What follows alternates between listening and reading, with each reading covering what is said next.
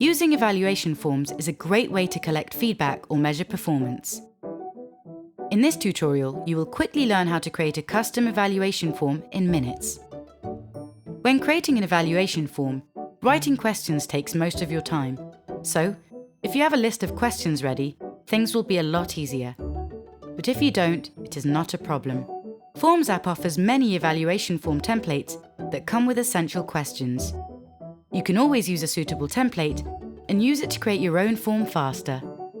For instance, we will be using the seminar evaluation form template for this tutorial. After opening a form template, change its questions or simply add your own. Then, you can open the Design tab and give your form a professional look. This can be done by adjusting each design option manually or choosing one of the Forms app's ready-made themes. To finish this process, save the changes and open sharing options. You can edit and copy the form link or click on Embed as iframe option to show your form on your website.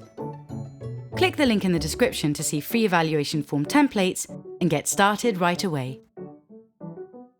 Watch our other tutorials to learn more about creating professional-looking forms, surveys, and quizzes in minutes.